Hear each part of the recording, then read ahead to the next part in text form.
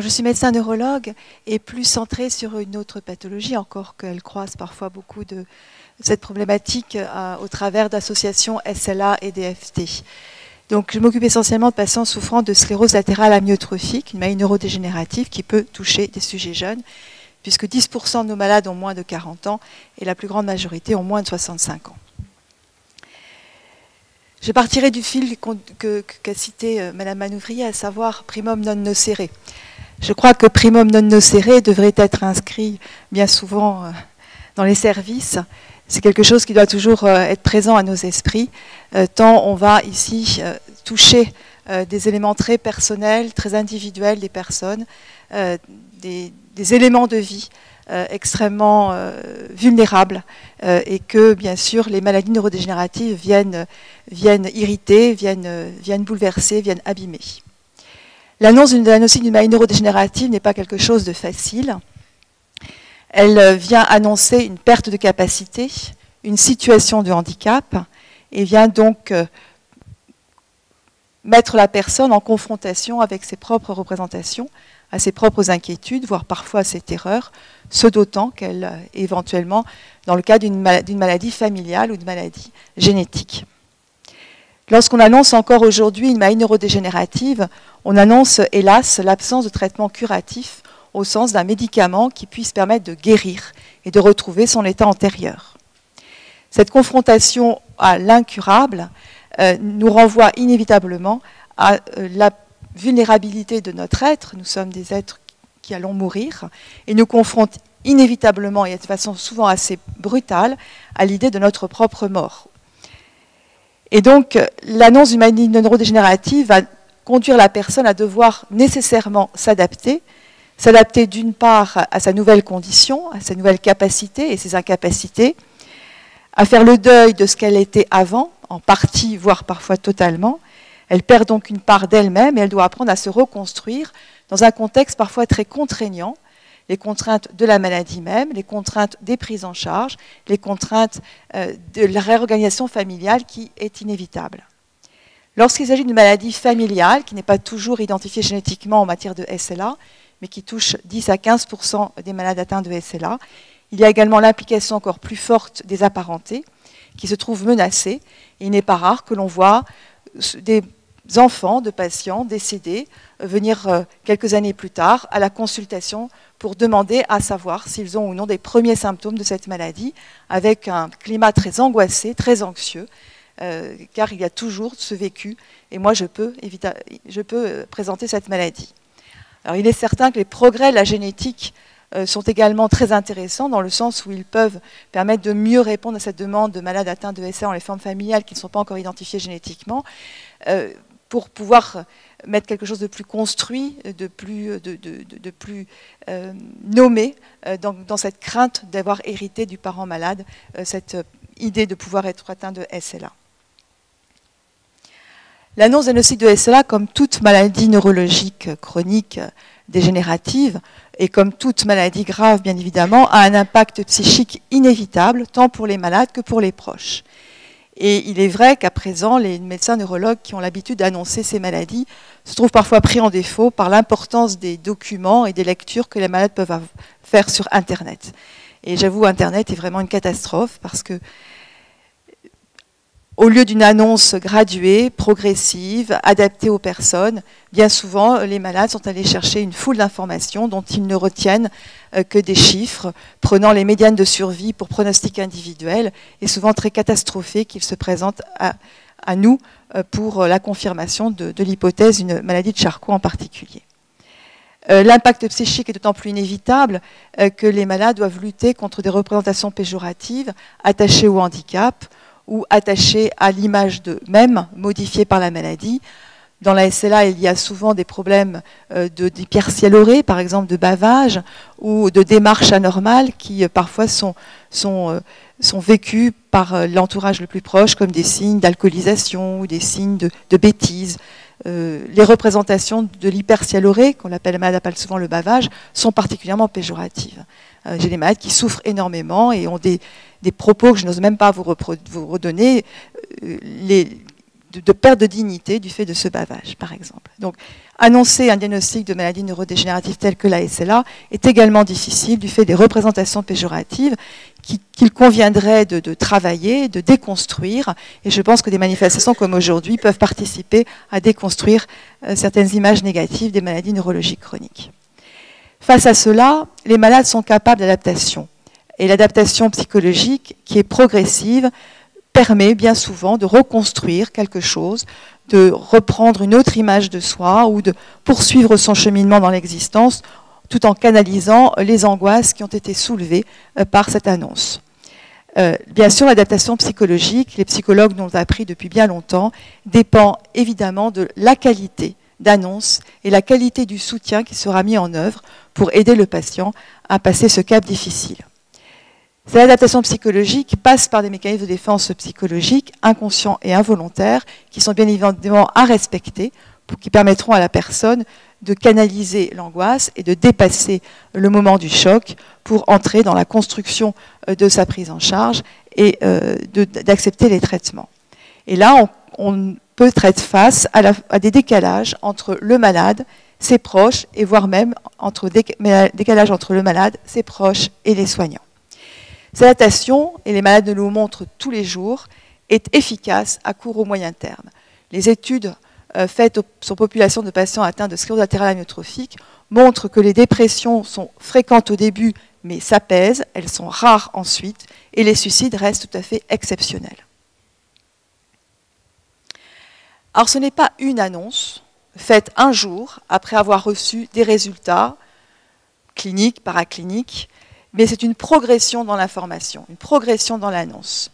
Il faut pouvoir être capable de s'adapter à la personne elle-même, également à sa forme de maladie, et on sait que ces maladies neurodégénératives chroniques sont quand même malgré tout marquées par une grande hétérogénéité de présentation et d'évolution.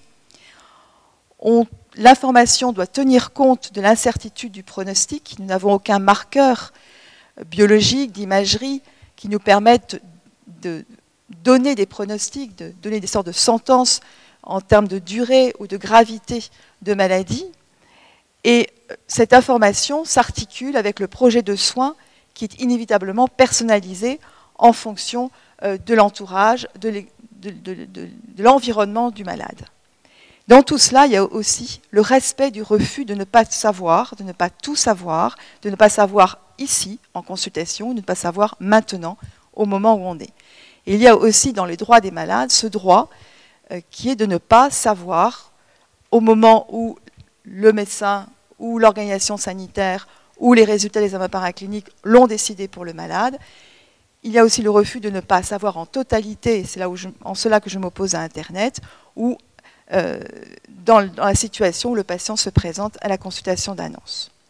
Par ailleurs, et ceci est surtout vrai dans la sclérose latérale amyotrophique, puisque ça se concentre sur une durée de temps plus courte, il s'agit surtout d'une succession d'annonces.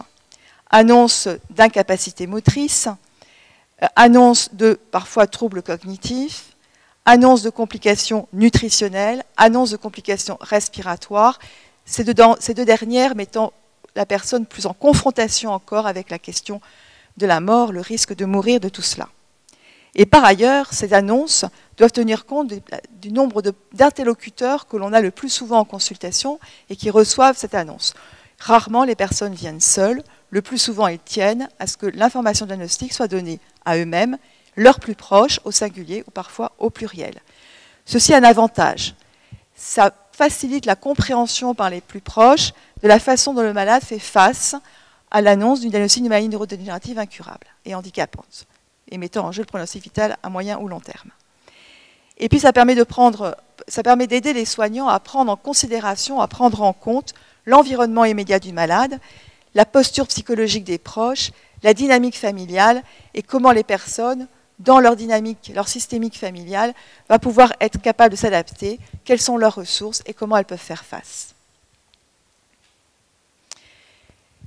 Du côté des médecins, quelle est l'intention que l'on a quand on informe, quand on recherche une participation de la personne malade à la prise en charge de sa maladie, et en particulier au choix de traitement qu'elle peut être amenée à faire, en particulier des traitements de compensation? Eh L'intention des médecins, qui est souvent énoncée, annoncée, c'est le respect de l'autonomie. C'est quelque chose de fondamental dans notre éthique professionnelle, à condition de bien comprendre ce que l'on peut entendre derrière ce terme de respect de l'autonomie. Autonomie, non pas au sens d'autonomie d'action, autonomie de volonté, autonomie de capacité dans la vie courante, car une autonomie en situation de dépendance va forcément être modulée, va être reliée au contexte familial et social dont dépend chacun. L'intention de respect de l'autonomie d'une personne, c'est l'intention de respect de son existence dans son contexte particulier, personnel, et cela implique forcément son environnement immédiat. Et puis c'est le respect de la personne et ce choix de vie en tant que personne. C'est un redondant, mais c'est une personne singulière, ce n'est pas l'idée abstraite que l'on a d'un malade, partenaire, acteur de soins, autonome, capable de prendre ses décisions, qui n'est qu'en fait que la visée de l'information qu'on lui donne, visant à le rendre au plus compétent qu'il puisse l'être. Mais quand on annonce particulièrement à quelqu'un une maladie, on s'adresse toujours à une personne unique et singulière. Cette personne peut très bien refuser de savoir tout, refuser d'être confrontée à l'immédiat d'une annonce d'une maladie neurologique grave. Et puis c'est le respect du décalage que l'on peut avoir avec cette personne. Nous, médecins, nous sommes souvent dans l'anticipation, anticipation des complications à venir sur lesquelles nous sommes capables d'agir.